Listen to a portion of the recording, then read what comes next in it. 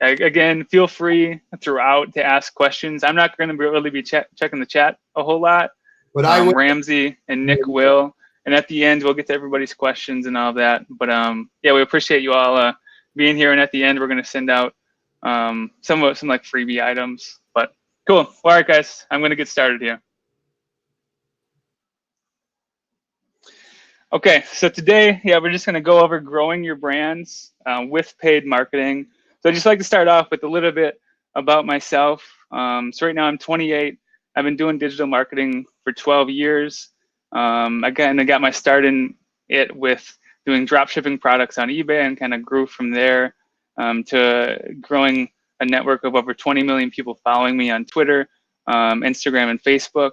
Running like pay-per-click traffic to different blogs, which kind of led me to one of my latest ventures where I met a venture capitalist to start basically a baseball apparel brand that I just told you guys about called Cork Chicago. We got super lucky that first year. We saw the shirt that said "Try not to suck," and before they won the World Series, and they won the World Series, and it said we did not suck. So over that time, we raised over $1 million. For Chicago Cubs charities. I'm also the co-founder and CMO of Prolific Media, which is a growth paid advertising agency based out of Chicago. This is our team. That's Ramsey on the right, Nick in the middle, and then me on the left. So this is us when we were visiting Snapchat earlier in the year. We do a lot of paid ads with them, and they're a great partner to work with.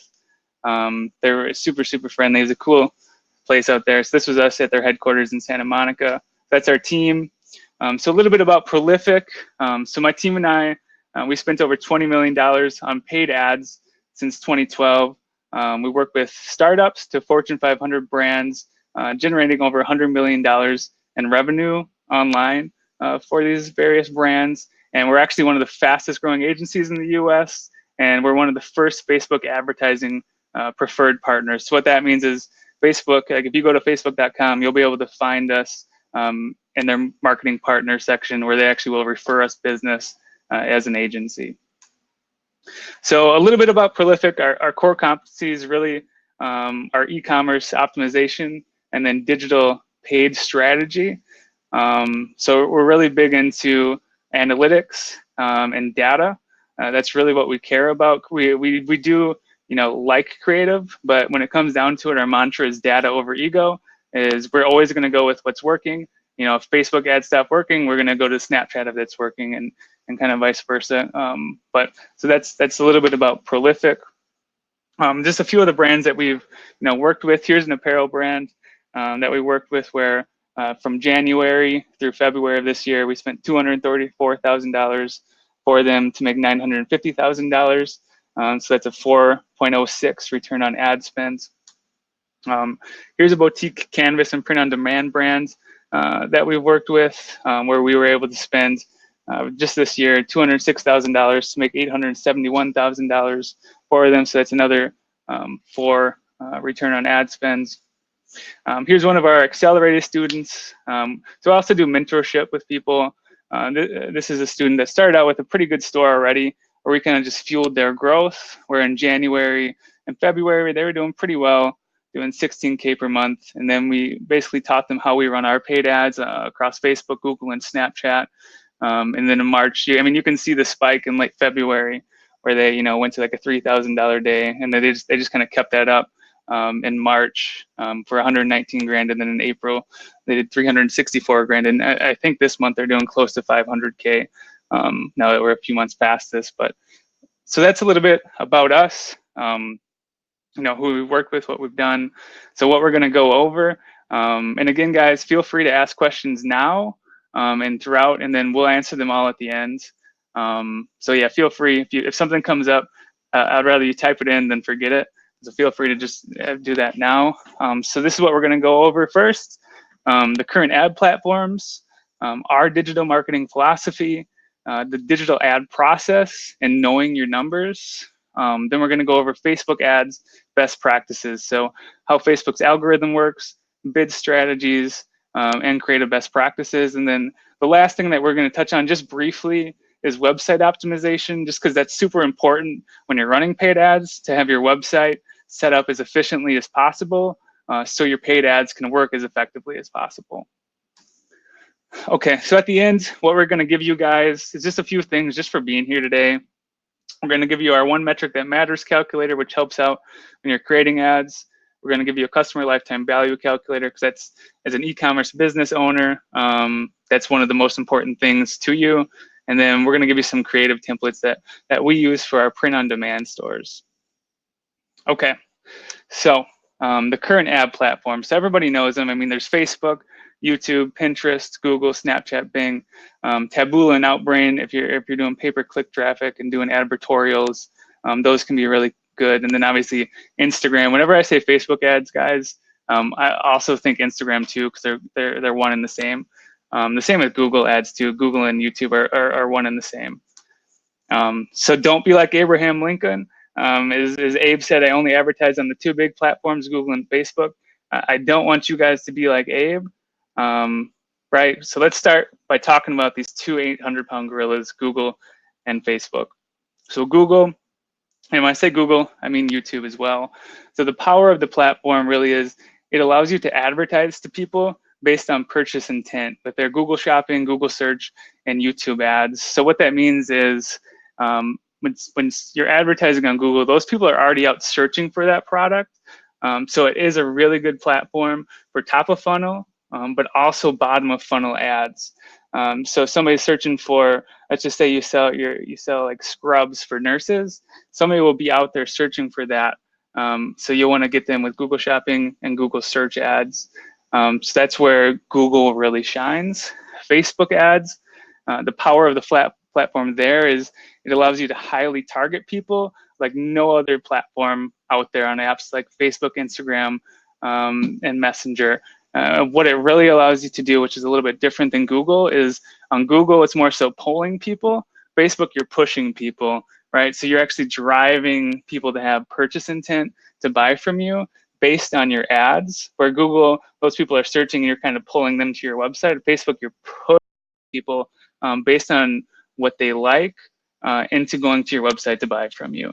It's really great for top of funnel, but then Facebook, I mean, it crushes it with retargeting ads, especially these two do work really well together, Google and Facebook. You may have Google Shopping campaigns that, you know, you're driving people to the website, but they're not making a purchase. And then you're pushing them over the edge on Facebook with your retargeting and vice versa. So most paid advertisers use these platforms exclusively, right? So what if Facebook and Google die tomorrow? Like, what are we gonna do? Like, we're screwed, right? So a new platform will come to take reign, but the process that we use to create the ads is always going to stay the same.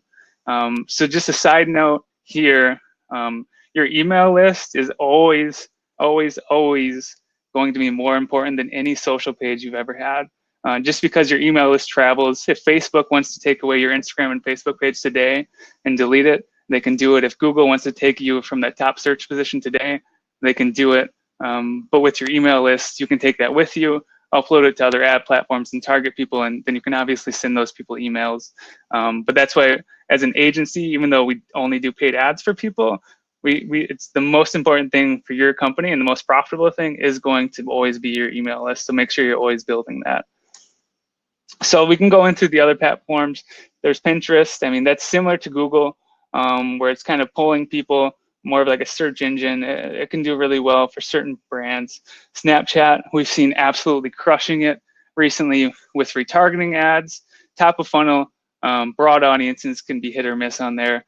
TikTok, that's a new platform that we have a lot of clients want to jump on. For you guys, if you have a smaller store, it does require a $6,000 a month minimum spend. So for us, it's really not, it's not going to be really the best thing for you. Bing is good. It's similar to Google, obviously another search engine where you're more so pulling people to your website. Taboola and Outbrain, they're good for driving traffic if you run like longer form advertorials, where that basically is, say you're selling underwear, you can say the 5 best things about this, 5 things that will change your life, and have one of them be, the underwear. kind of that's an advertorial. But those are the other platforms. So now let's go over the digital marketing philosophy. So let's go over the purchase funnel. So this is really important here. So the goal of digital advertising is to work people through a funnel, getting those people that have never heard of your brand familiar enough with you to eventually make a purchase. So you're starting off at the top of funnel where it says brand awareness, really broad. You're just trying to get people to know about you and potentially make a purchase. You want those people to make a purchase, but you want to turn them into a good prospect, get them with minimal funnel ads. Maybe they just engage with your ad, and now you're targeting them with something else now that they know you and are a little bit more familiar. Then you're going to retarget those people on your website, and those are always going to be your most profitable ads and should give you the highest return on ad spend, but they're not scalable because there's only going to be a limited number of people that have recently visited your website. And then from there, it's really important to have a high customer lifetime value. So we really focus on loyalty and retention ads, just because those are going to be another highly profitable campaign, just because you're targeting people that have already purchased from you before. You're just trying to get them with maybe something new from you because they already trust you. So you're just trying to get them to open up that wallet again and make another purchase from you. So let's talk about the top of funnel, right? It's broad audiences, 2 million plus people. The goal here is to target people that have never heard of you that would be interested in your product. Honestly, this is the most important part of the funnel.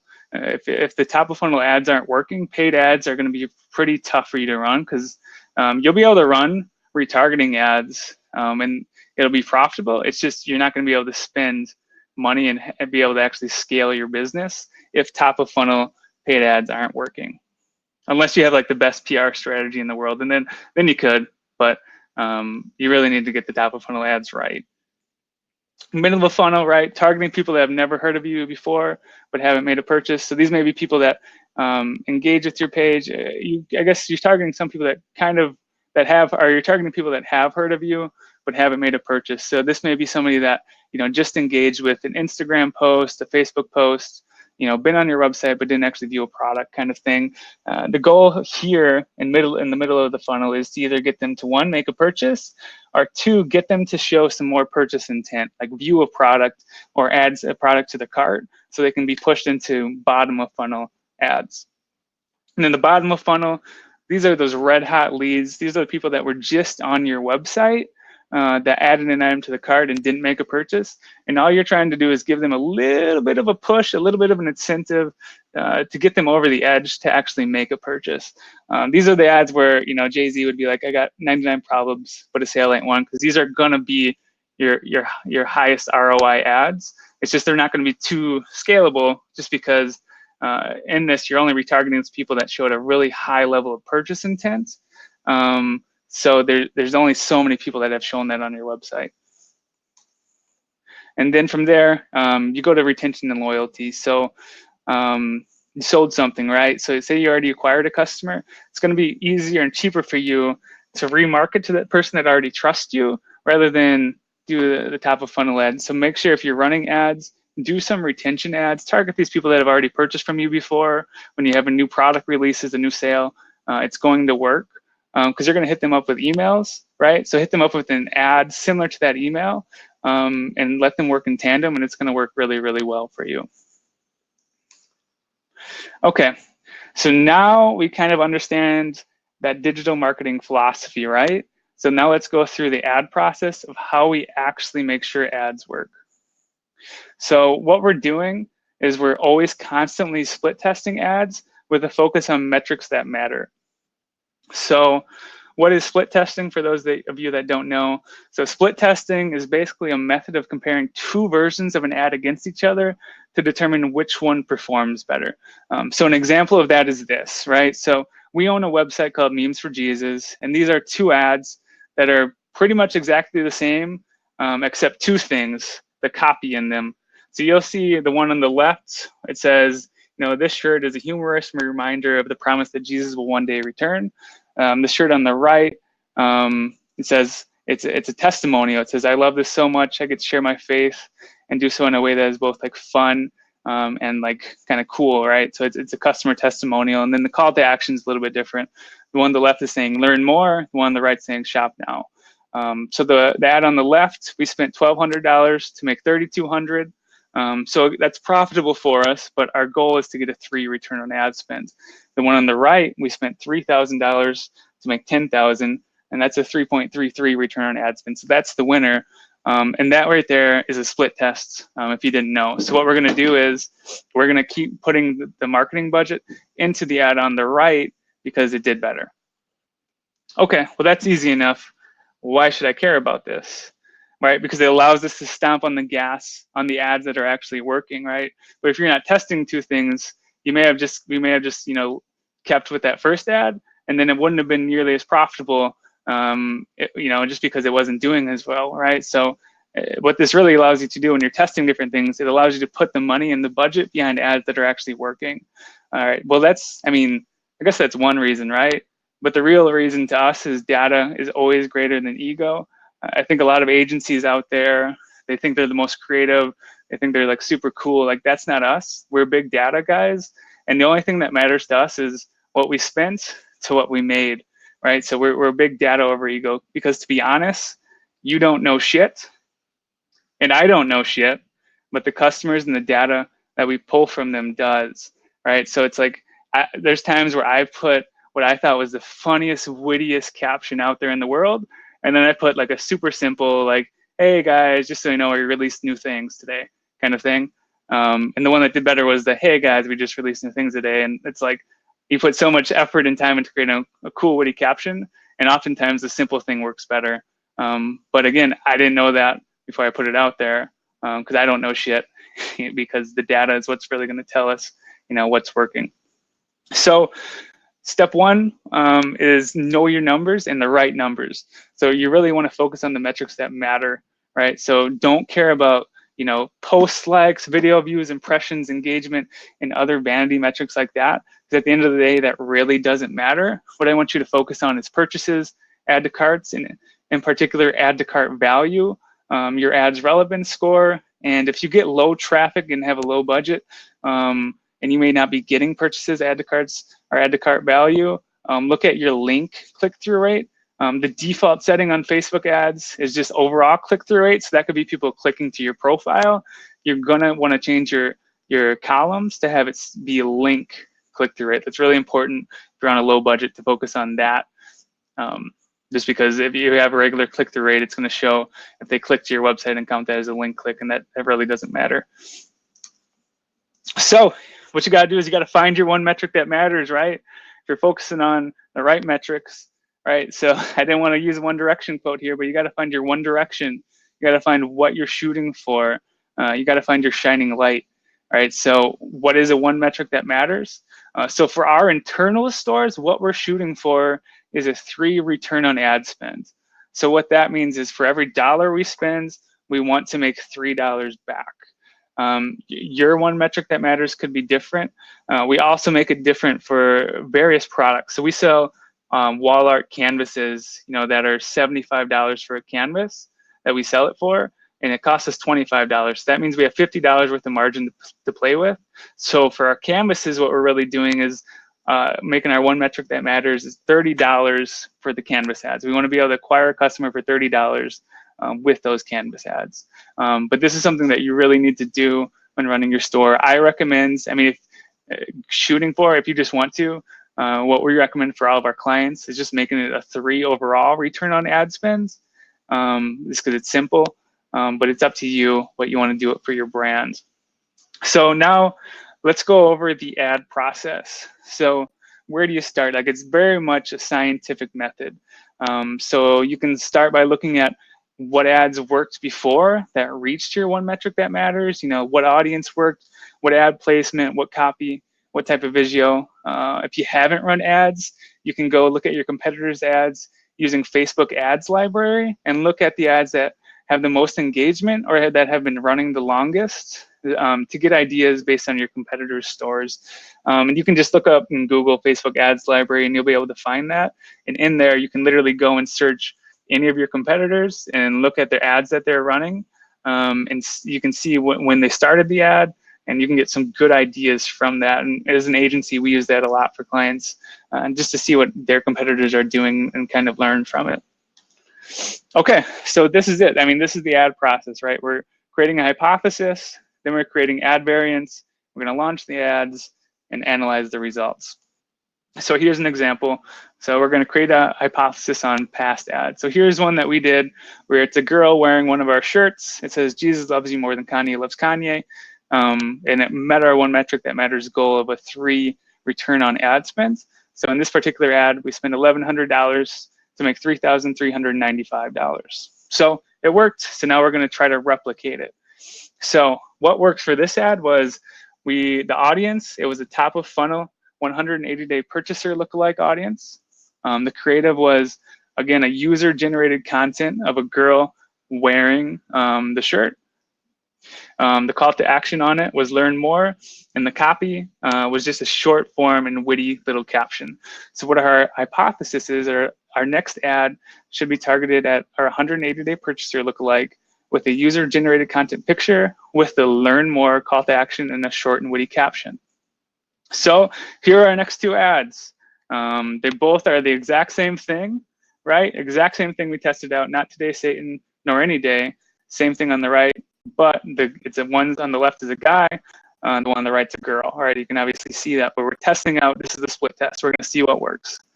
All right, and then the one on the left, we spent $3,000 to make $6,700.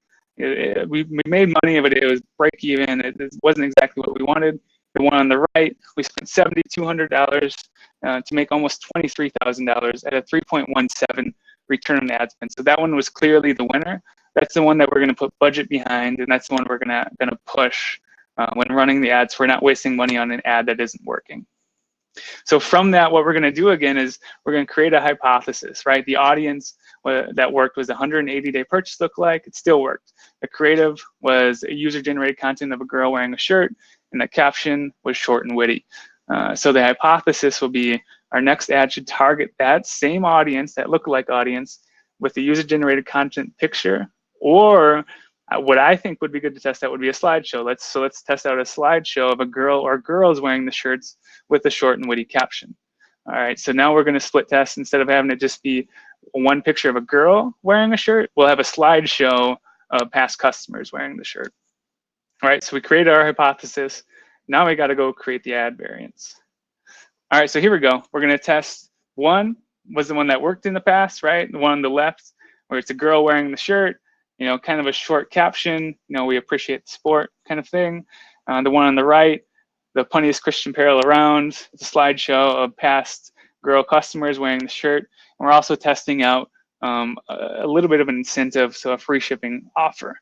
So here we can see, right, we created the ad variants, now we launched the ads, now we got to let them run for a little bit, and we're going to analyze the results. So the one on the left, you know, we could tell pretty quickly that what the winner was in this group. The one on the left, we spent $650 to make $1,600. So again, it's profitable, but it wasn't as good as the one on the right. The one on the right, we spent $9,964 to make $34,000. So at a 3.48 return on ad spend. So that's the one that really won over the budget that we scaled. So that's the process there. So from there, what we would do is we would go in and create another hypothesis off of that. So the same audience, we saw that the slideshow worked in a short and witty caption with a free shipping offer. So from there, we're just creating another hypothesis, and that's what the next ads would be based on, right? So with this, I think you kind of get what the process is now. I mean, it's pretty simple, right? Create new ads, analyze the results, cut the losers, feed the winners, create new ads, test new audiences. In this case, we were just testing the audiences, or the creatives, because that audience was already working. You can do the same thing, but with different audiences too.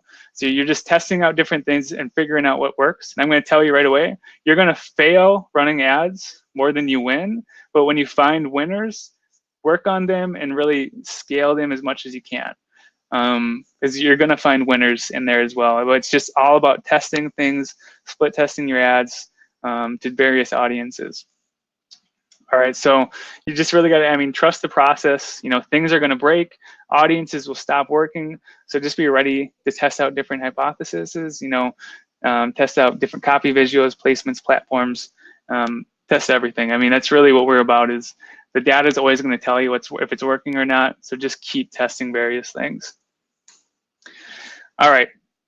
So now let's go into the digital advertising best practices. So this is something new within Facebook. If you've run ads before, I'm sure you've heard of it. It's campaign budget optimization.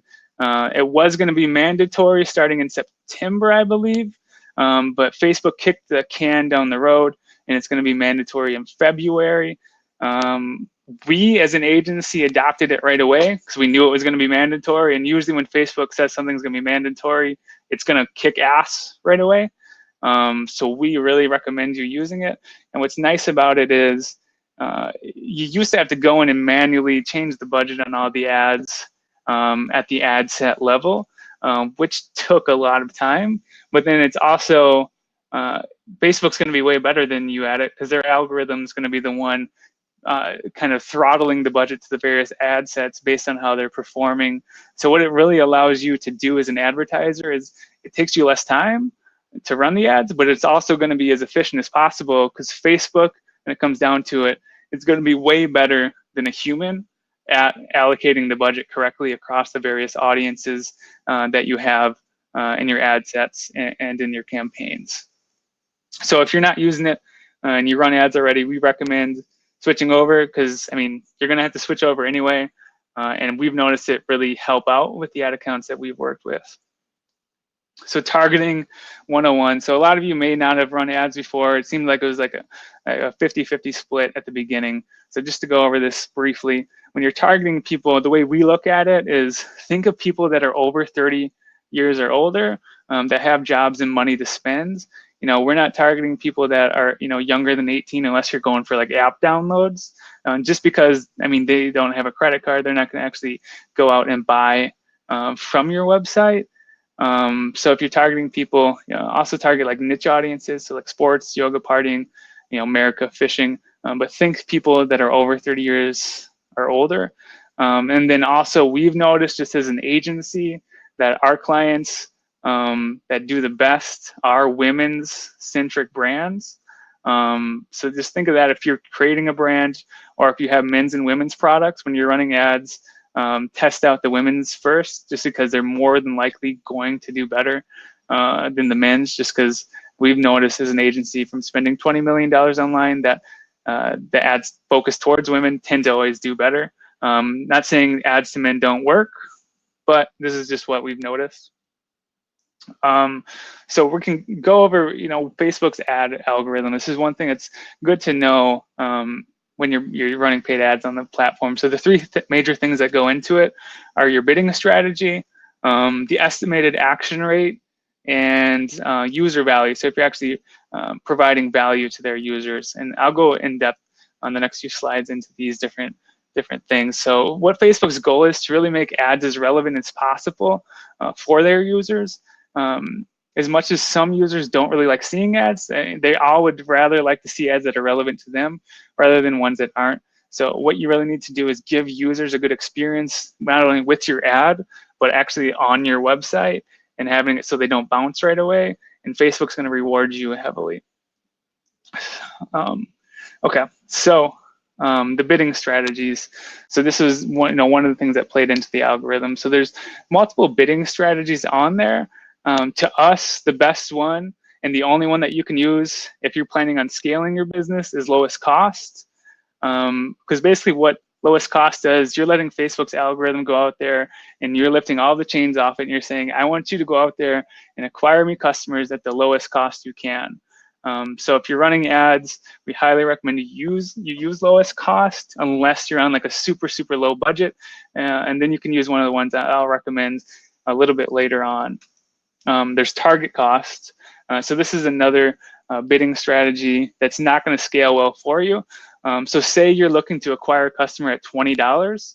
What Facebook told us is what the algorithm does is it goes out there and finds customers that it thinks is going to buy from you right around that $20 price range. So from $18 to like $22. And then what it will oftentimes do is exclude those people that are like super cheap or it would cost way more. So it's just going to go out there and target those people around that price range for you.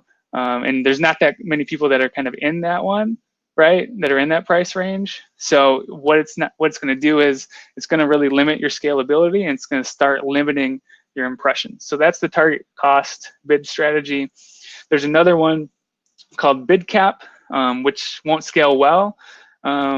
It is a little useful if you're on a budget, because basically what you're telling Facebook is, hey, go after the low hanging fruit, but I don't want to spend more than X to get a customer, which is good. So it's going to go after the low hanging fruit, but again, you're going to be getting outbid by all those people that are doing lowest cost, just because you're basically limiting yourself and putting chains on Facebook saying, hey, don't go out there and spend all my money. I only want you to do this.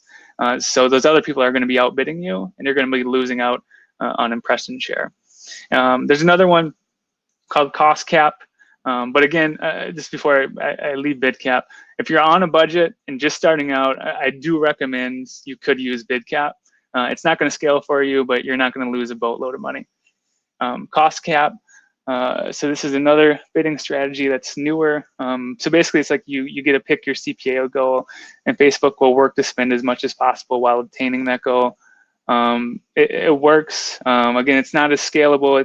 This would be our second favorite one for agency clients, but again, really the only one we use is lowest costs for our internal stores and agency clients, because we're really looking to scale up and grow brands. So this is another one. If you're just starting out, you could test out if you're on a low budget. But I would really recommend, I mean, if you're just starting out, bid cap could work for you if you don't have the budget. So another thing that plays into the algorithm is the estimated action rate. So Facebook will look at your recent ad activity and see what type of people clicked, engaged, and purchased in the past. And if you're telling Facebook, I want you to go out there and get purchases, it's going to look at all your past purchase data from your Facebook pixel and figure out what those people were into to give you the highest ROI as possible. Another thing too that goes into this is how active your page is. Is it healthy? Does it benefit?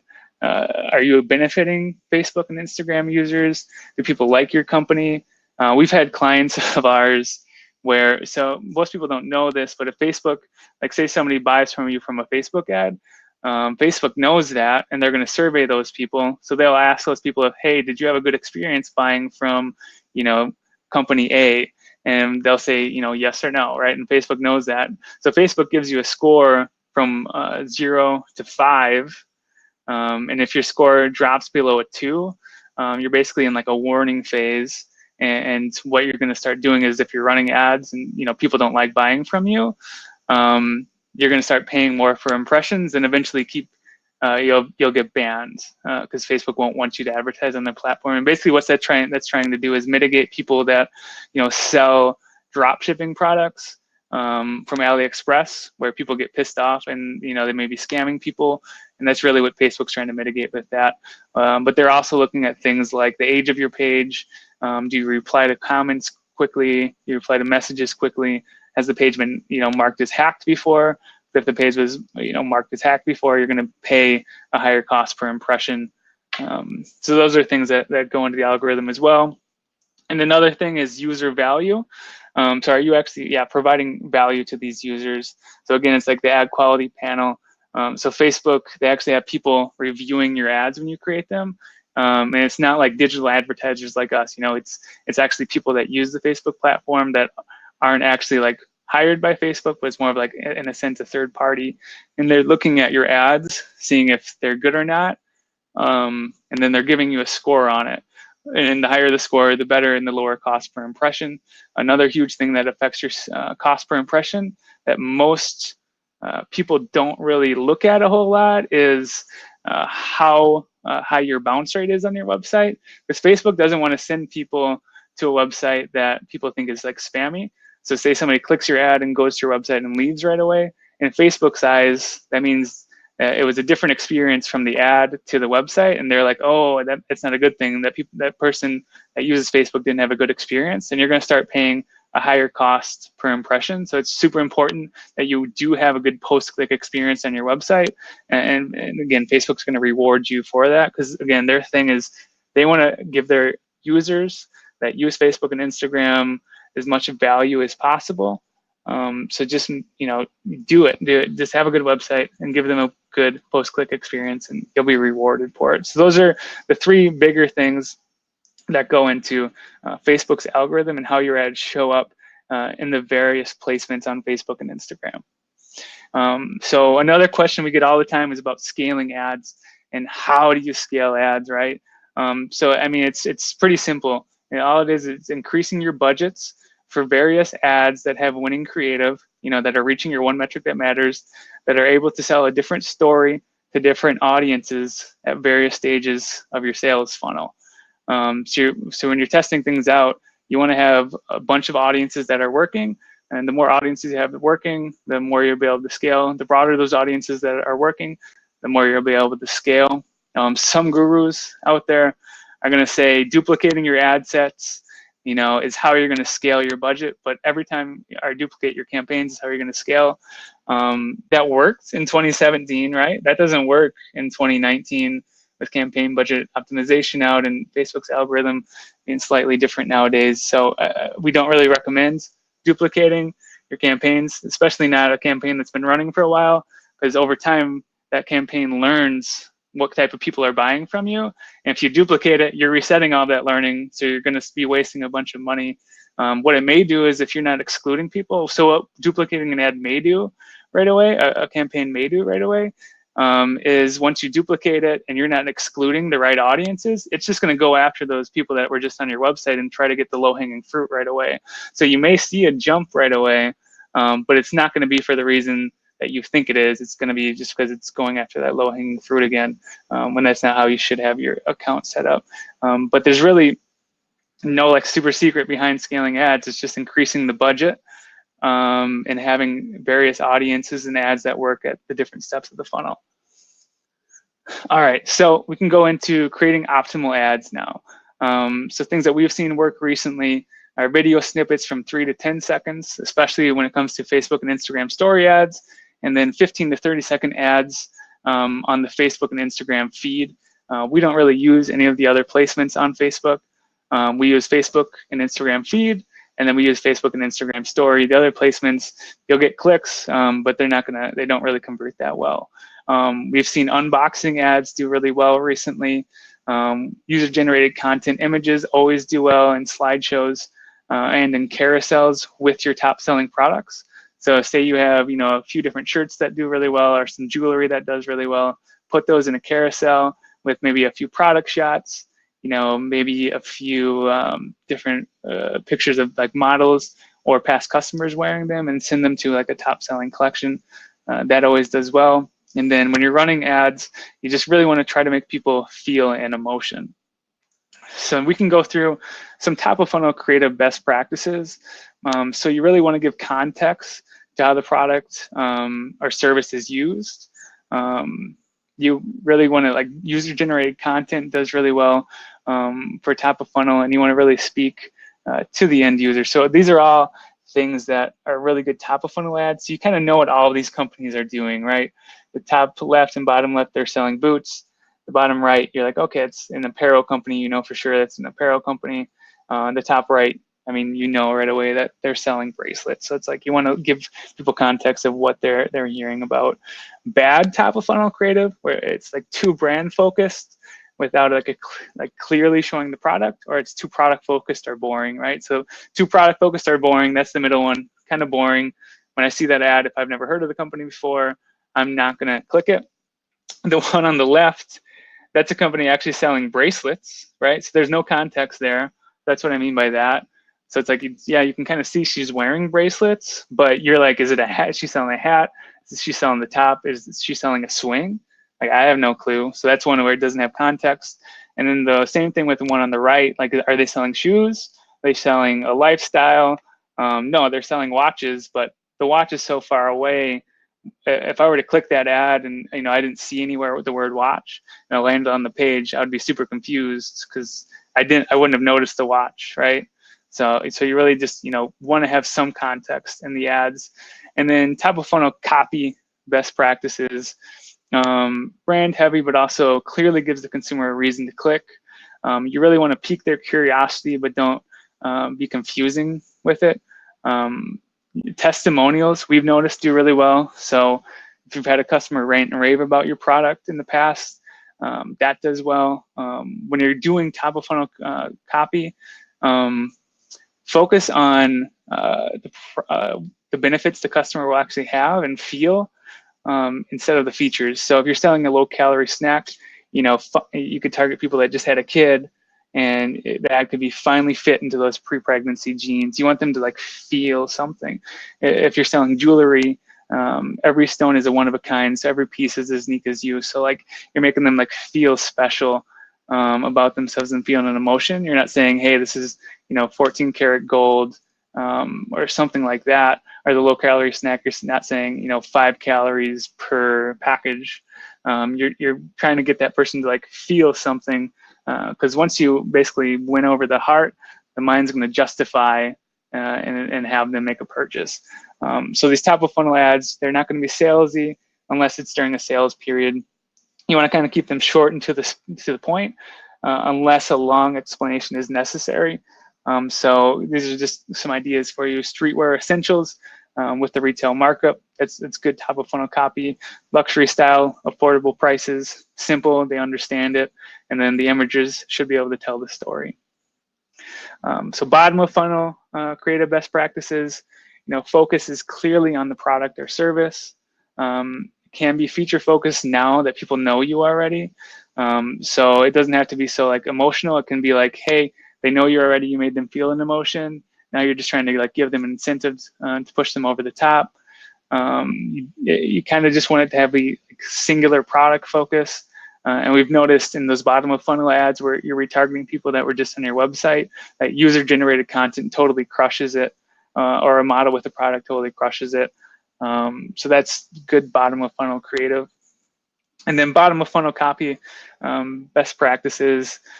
So clearly shows the value propositions and like relevance, like social proof. So examples would be like, featured in Vogue magazine, starting at $45 and showing your products. So these people know you already, so you're just kind of telling them, hey, you know, we were featured in Vogue magazine. Another thing that you can do with bottom of funnel copy is targeting those people that may have just recently added an item to the cart but didn't make a purchase.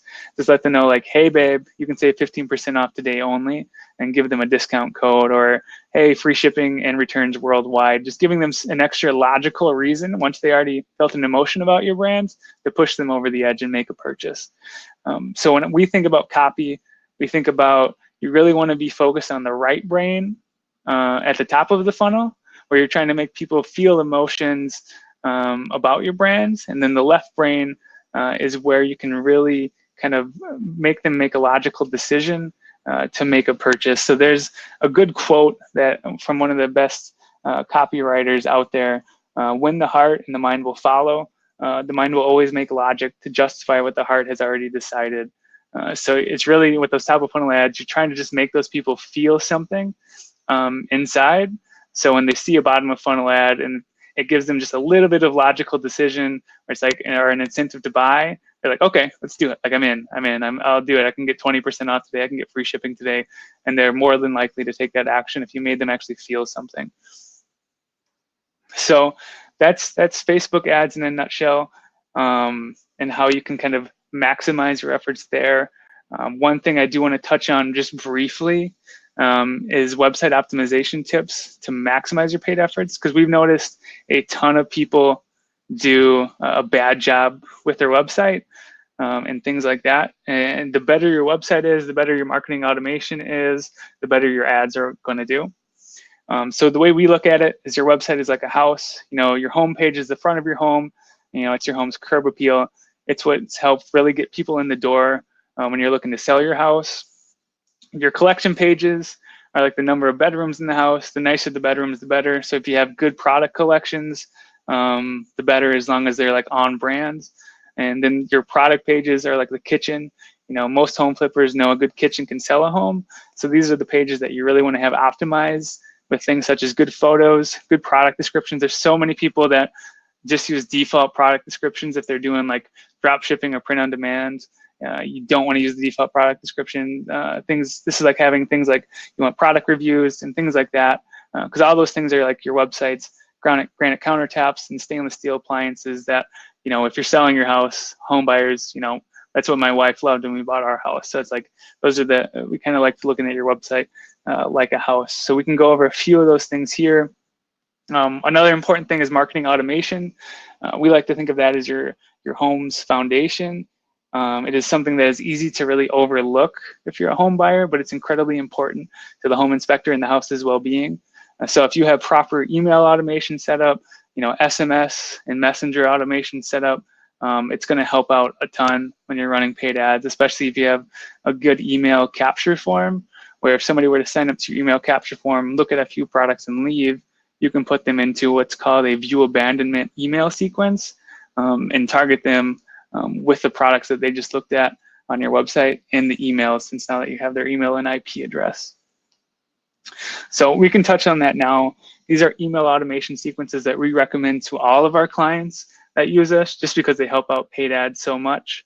So I'm just going to touch on all of this stuff briefly because I don't want to take up too much of your guys' time. So you got the new customer drip sequence. So once you get a customer, you want to throw them into an email sequence with the goal of really educating them on your brands, teaching them about who you are. That way they can go out into the world and tell a story about your brands. Another one, and this one usually is the most profitable, is a new subscriber drip sequence.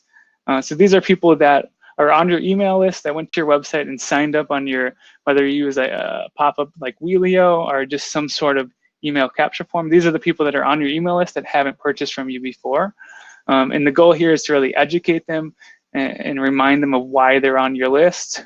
Remind them if you use a discount code in your email pop-up, remind them of that discount code they signed up for. And you want to educate them about the brand and eventually lead them to a purchase decision. Two other important ones. One is add to cart abandonment, where basically if somebody went to your website and they're already on your email list and they added an item to the cart, you want to hit them up like within an hour saying, hey, just so you know, we saved these items for you in your cart. And then you usually like to have it a 3 email sequence. So the first one, you're just saying, hey, you had these items in your cart and didn't purchase, we'll save it for you. And the next one you're saying, hey, these items were in your cart, just so you know, they're about to sell out, here's a free shipping code for them. Then the third one, you can give them even more incentive and more urgency, where it's like, hey, we're giving you 10% off today only, 20% off today only, take it or leave it, here's your code and here's the link to your cart. And you want it to be like super urgent. And then you do something similar like that with a view abandonment sequence. So if somebody is on your email list and they go to your website, basically, so if they're on your email list and they go to your website, you can do a view abandonment sequence based on the products that they just looked at and try to get them to come back to the website and make a purchase. So that's email automation there. We recommend it to all of our clients, and if none of our clients are using it, we basically tell them like, hey, until you set it up, we're not going to run your ads for you, just because this is like super, super powerful. This is 1 month for one of our clients. You can see at the bottom on Klaviyo, their short new email sign up flow did 23 grand. Abandoned cart did 18 grand. Browse abandonment did 16 grand. Customer win back did 3,700. Other automations you can use. There's one called Save a Sale, where basically it does a lot of those automations with via text message. That'd be on the left. You can do browse abandonment, add to cart automation. You can also do Facebook Messenger sequences on the right. So if somebody does that same thing, instead of getting an email, they would get it sent to their Facebook Messenger inbox. So we recommend doing that too. Email is going to be the most important, but these two, especially the SMS, come holiday time and Q4, that can really just crush it for you guys. One thing that a lot of people don't do is having product reviews on their website, right? So have product reviews, because having that social proof really does help out a lot. We recommend using an app called Loox, just because what that does is it allows people to upload photos of themselves wearing the product. But you need to have product reviews, especially in this Amazon era, just because before I purchase anything, I'm pretty sure before a lot of you purchase anything, you're looking at the reviews to see if you're getting a deal or if it's a scam. So have product reviews. It's simple. There's free apps out there on Shopify too if you Shopify. So definitely have those. One thing this is a long page here, so I'm going to send out a PDF to you all for being here today with a kind of, I mean, it's like a 10-page PDF on product descriptions. One thing that we've noticed a lot of brands really suck at is not having product descriptions, especially if it's a site that does print on demand or drop shipping where they don't add anything to it. So, I mean, there's just simple things. I mean, you just want to know who your customer or prospect is. You want to define and refine your voice. So you're speaking to what that customer wants and needs. And your focus really in the product description needs to be on solutions to their problems more so than the features. So again, that goes back to the, fit into those, pre-pregnancy genes rather than, the snack has 5 calories in it. You want to structure your description as efficiently as possible without being too wordy. Other things in there, you want to kind of have an eye towards search engine optimization. So have words in there that people would type in Google to find the product. But again, I'm going to send out a PDF with all this. I really, out of respect for your time, I'm kind of going to fly through this here, but I'll send you a PDF on this. But it's super, super important that you do proper product descriptions because it just adds more trust to your page rather than the default product descriptions. Another thing that helps is on the checkout page, having a trust factor like a why buy from us, 100% satisfaction guarantee, over 400,000 successfully shipped orders.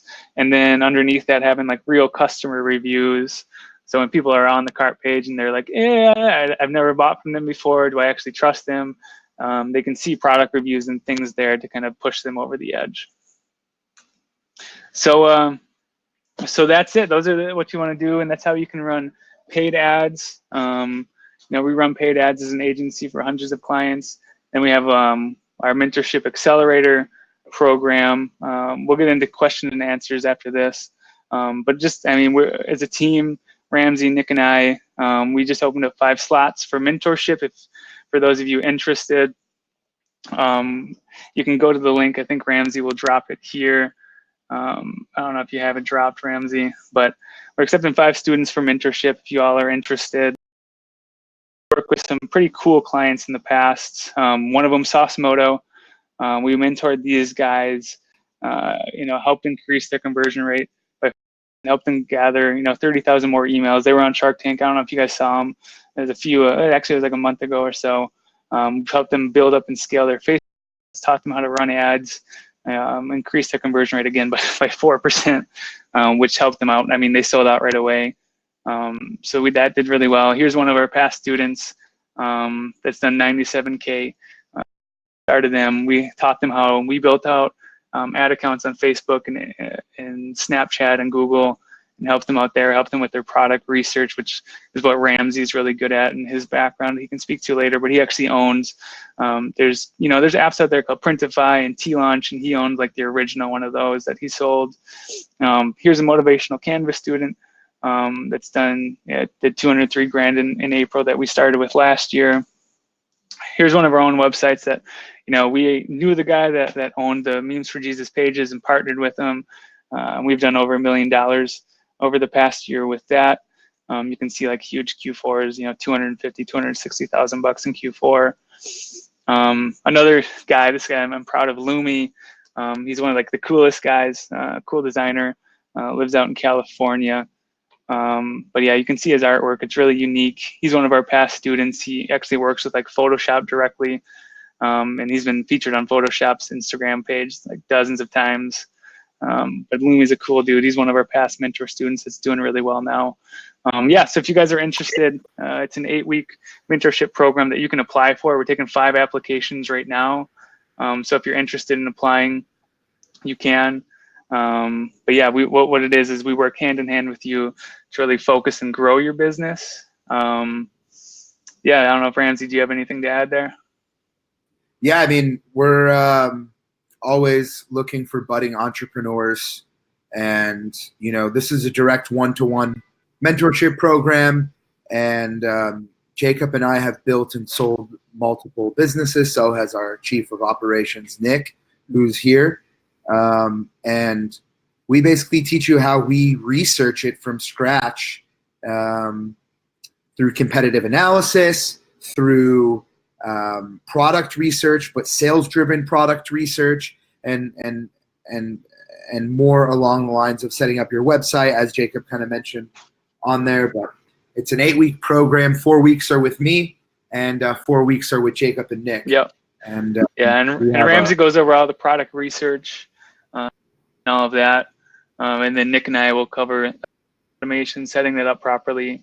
And then we dive deep into like Facebook ads and teaching you how we as an agency run ads for, you know, our clients, but then also our internal stores to help you grow stuff. But yeah, you can apply for the mentorship.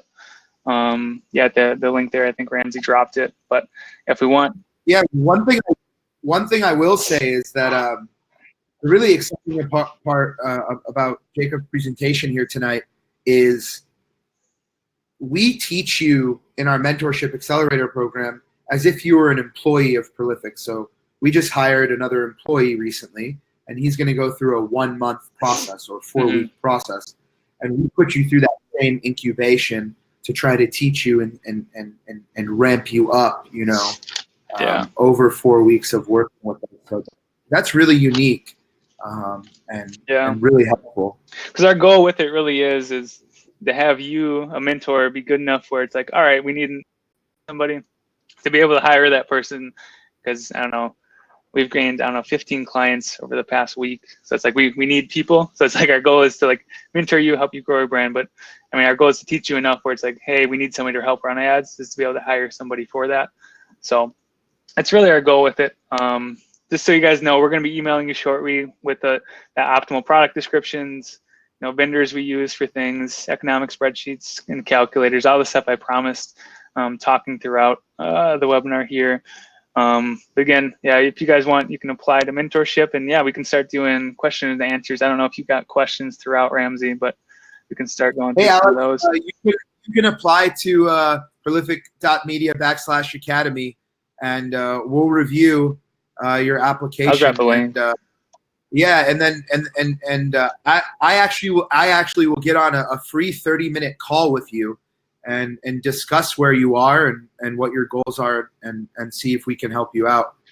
So it's really one-to-one. You know, we're very transparent and direct, and we try to help. That's why we give so much, you know, free information out there through webinars like these. Cool.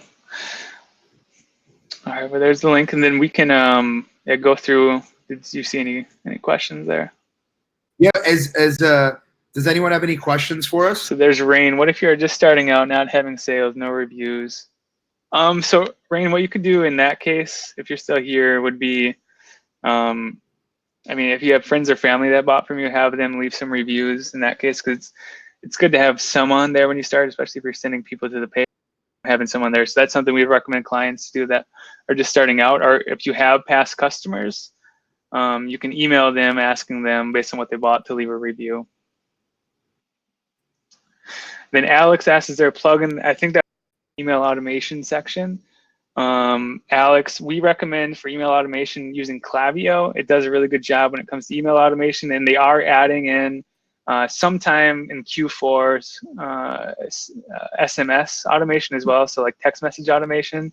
So Klaviyo sounds like it'd be the perfect fit for you. Yeah, one thing about us too is that we have, you know, direct relationships with all of our partners. Yeah, same for you, Julio. Like, Klaviyo. Yeah, keep going. Klaviyo. Yeah. Like actually, we were at Facebook headquarters in Chicago having lunch the day before yesterday. Yeah. Because now we're a preferred agency partner. Yeah, so Facebook will like refer us business now. 300. Yeah, and right? then Ramsey, I mean, you were out in Boston at Klaviyo, I don't know, earlier in the year. Klaviyo's awesome. We highly recommend using them for doing email. MailChimp's good too. It's a little bit cheaper, but Klaviyo is just so product or so feature rich. It's totally worth doing.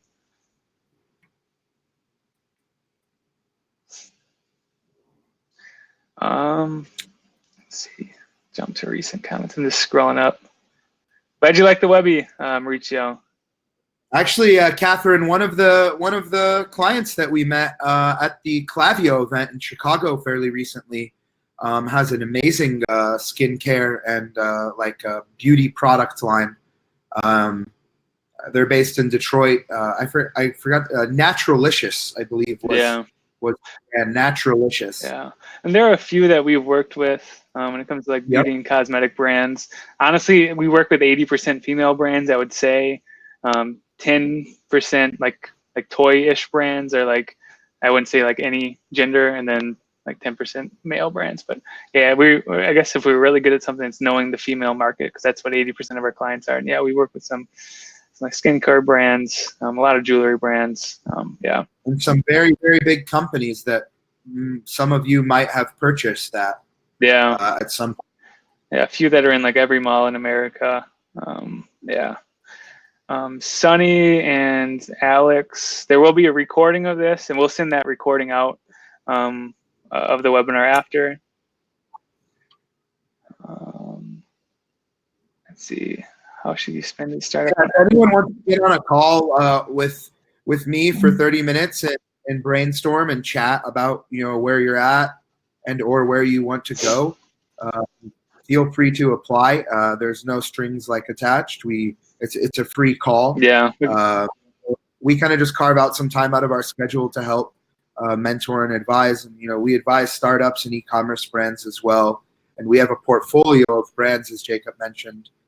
So we're always looking to mentor and help people and make an impact. Yep. Yeah. So it's an application, and then at the end of it, there's a link for you to schedule a call with Ramsey, a 15-minute call. And we can go over anything you want. We can go over, hey, what would you recommend for X, Y, and Z on Facebook ads, or what would you recommend on Klaviyo or product research? It looks like Alex asked, how much should you spend as a startup on ads? So Alex, it really depends. It's good. I mean, the more budget you have, the more you learn about what works and what doesn't work. But it really depends, and it depends on how well ads are doing. Obviously, if you're getting a 3-to-1 return ad spends, you're going to spend as much as you can at that rate. But you do get a good amount of learnings within $500 to $1,000 in ad spends. You get a good amount of learnings in that space as a startup. You're not going to figure everything out, but you'll figure a few things out that can work. What one or more things surprise you when working with clients? Sometimes there's big brands that aren't as sophisticated as you would think, and you just think how do they get so big? That's one of the things. That's for sure. Yeah, I would say that's the biggest surprise. You're you guys are a $50 million company, and you did what? Yeah, I mean, there's things like that where you're just you would expect and different things, but then you meet small brands, and it's vice versa too. You meet small brands that know more than those 50. When you work with a few $100 million companies, you meet small brands that know more about digital advertising than the bigger brands. That's one of the bigger things that we've learned, because I feel like the smaller brands, those people that are working there and growing them, they're scrappier, so they're watching things like this webinar and learning from. Yep. That's what we've noticed. How effective? Yeah. There's a question. Sorry. Sunny asked, how effective are local Facebook ads? They can do really, really well. We run ads for a few big haunted houses in Chicago and Milwaukee that, they may spend $200,000 come October, and they can just crush it. Local ads can crush it. Yeah, I mean, it's nice because it's a smaller audience, so you don't really need a crazy budget. So yeah, local ads can totally crush it, Sunny. So that's why we launched the Catherine. That's why we launched the Mentorship Accelerator program, is because the core of our business is our agency, where we run startups that are doing anywhere from 500,000 to 10 million, and then I'd say upstarts or Fortune 500 companies that are doing anywhere from what would you say, Jacob, 20 to 100+ million? Yeah. Yeah. So that's why we launched the Mentorship Accelerator program, because we have that broad view of different products, different stores. Yeah. And it's such a bird's eye. That's kind of as a team we work together, because I mean, I was on a lot of startups before, and starting my own thing. So I learned paid ads by running them for my own business. So I was always ROI focused. And then Nick, our other partner, who's in the chat here, and he could jump on if he wants. He ran them for his own business, but he's also run them for some really, really, really big brands. So yeah, I mean, we work with anybody from basically startups, just starting out, helping them with product research to, advising brands that spend, millions of dollars a year. Yeah. Are there any other questions? Definitely, Catherine. You seem inquisitive, so thanks for the questions. Yeah, we appreciate, again, all of you guys being here. Replay after this. I'll send out all those freebies and all of that. We just really like doing this. We really like helping other entrepreneurs. When it comes down to it, Ramsey, Nick, and I we're entrepreneurs, and that's what we want to give back. I was mentored by people. I was mentored by a venture capitalist that, had two companies IPO on the New York Stock Exchange. Ramsey's been mentored by the founder of Grubhub and some other people, right? Groupon, yeah, Grubhub, yeah. So we're just really trying to give back. Redbox, and several other large, publicly traded companies. And so from that vast experience, we've kind of distilled it down and created this 8-week program that's really revolutionary and life-changing and business-changing. Yeah. And we have, Jimmy, William, Karthik, a lot of our clients and students are, would speak very highly of us, I would say. Yeah, for sure. Yeah, glad you enjoyed it, Alex. Yeah, we plan on doing this, I don't know, once a month, once every other month, just touching on different topics. This one was kind of just paid ad specific. Ramsey's done it before on products. So if you're new, everybody, I'm going to drop a link where you can look at some of our past webinars we've done, but we're always going to be doing ones. We just like giving back. Yeah, it looks like Ramsey just dropped a link where you can follow me on Instagram, but Ramsey, Nick, and we're all on Instagram. And yeah, it's just fun for us. But yeah, we appreciate again all of you guys being here.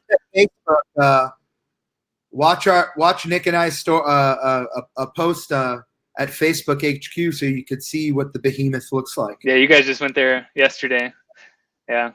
Nick and Ramsey live in Chicago, so they were down at Facebook HQ in Chicago. I live in Milwaukee, so I didn't commute. I didn't feel like commuting But down. Prolific has an office in the Sears Tower and also in the Fulton Market by Google. Yeah. So if you're ever in Chicago and you're a student of ours, hit us up. If either way, eat some deep dish pizza. Yeah, for sure. Pizza. For sure. I'm trying to think if there's any I'm gonna need some of those ads for myself. Mauricio, we can help you with your ads, man. Well, cool. Well, I appreciate you all being on and staying here the whole time and taking time out of your night. If you ever need to reach us, my email is just jacob@prolific.media. Ramsey's is ramsey@prolific.media. We're pretty easy to reach. We'll get back if you have any questions. We really do actually enjoy giving back. So thanks again for everybody being here. It means a lot to us. And yeah, don't be a stranger. Yeah, reach out. And again, the link's there, prolific.media /academy. If you guys want to schedule a consult with me, just do that after you fill out the application on the website. Yep. It only takes 30 seconds. Yeah, the application is pretty fast. And then at the end of it, you'll be able to schedule a call. So yeah, there's the link for it. If you want to schedule. Last call here for any other questions. Yeah, I got to hop on a flight here in a few minutes. Yeah, you're going to Denver, right? Yeah. Yeah. Yep. Going to Denver. We got a client meeting out there, and then we'll be whitewater rafting. So wish Jacob could be with us. Yeah. But I have a 1-year-old, everybody, so I don't really get to travel as much as Ramsey and Nick. They're the bachelors. Yeah. All right. Well, thanks, guys. We appreciate it. Take care. Don't be strangers. Talk soon.